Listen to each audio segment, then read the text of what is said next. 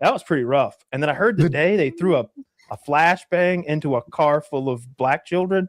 Yeah, there were 6 kids. Were there 6 fucking kids in the car? It might have been 4 kids, and one was a 6-month-old. I'm not positive. It was a ton of little kids in a car. Way more, like too many, frankly. Dude, so I've had thoughts about this. It's like blow your eardrums out. They always say, "Oh, well, they probably need more training." I'm fucking done with the training talk. That is always just a substitute for what if we gave them even more funding, right? What if they spent 10% more time in training, we increase the staff by 10%. They all get fuck that. They need more consequences.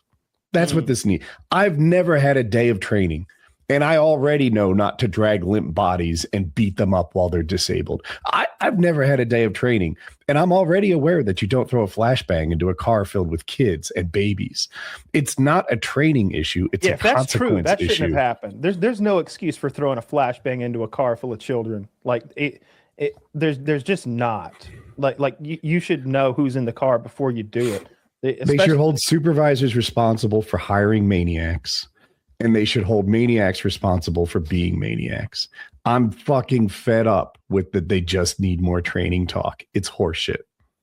Well, they do though. They don't just need more training, but they do need more training. Sure. Yeah, reducing it to 47 days is silly. 47 days is such an upsetting number because it probably used to be 50 or 60, and he'd reduced it to 47. There's no way it was 40. And he's like, hey, make it 7 more, so it's the number of my presidency. Like, it's such a silly number for something that seems important.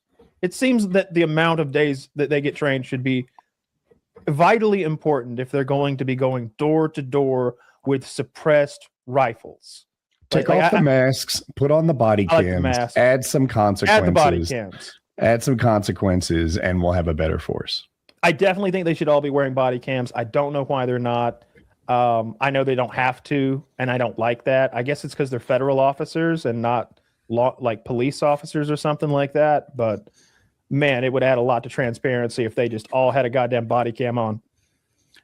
Yeah, all cops should have to have body cams. And you should be so well trained before you're operating in, like, America's neighborhoods with stacked up like a SWAT team with rifles. I wonder if that's the case. Like it's hard to get real news, but it's like, are the guys with the rifles who are stacked up like a SWAT team who are now invading this home, like clearing it with guns?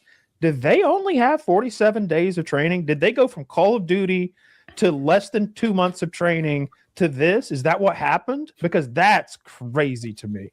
Like a lot of them are former law enforcement or former military, apparently. That seems to be a big move towards. But are all of those who are doing what I'm saying specific? They're saying 47 days worth of ICE training, and we've looked at like what it takes to become an ICE agent.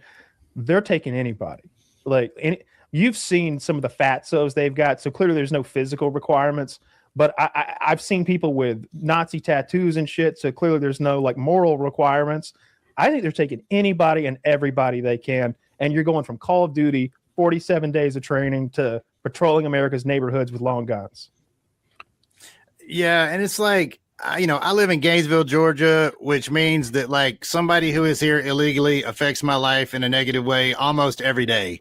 Yep. But like that level of like military strike on some people who were probably just trying to get by, like, yeah, it's absolutely out of control. Like the level of violence, the lack of oversight, and like you said, stuff like, even if your training should be, this is what happens when you throw a flashbang into a car. It blows every eardrum and eye socket out in the car and shatters the window. Like, there's no reason to do it. Yeah, exactly. Like what were you going to gain by that act? Like it's getting them out of the car. Like it was definitely that they weren't getting out of the car.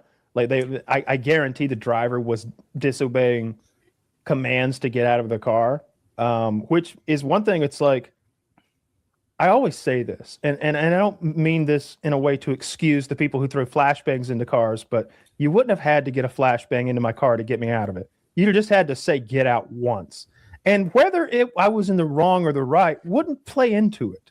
I would get out because you have a badge and a gun, and we'll sort this out after we make sure that like you're not afraid of me. Like, if you're Barney Fife shaking with your hand on the trigger because you think I've got a gun or you think something about me that's crazy, let's dispel all that right away by me being compliant, getting out of the car and saying, oh, what's the problem here? How can I comply in a way that won't get me killed? I'm not trying to stand up to you or buck up at you or prove that I'm more of a man than you. I'm trying to survive this encounter with armed law enforcement.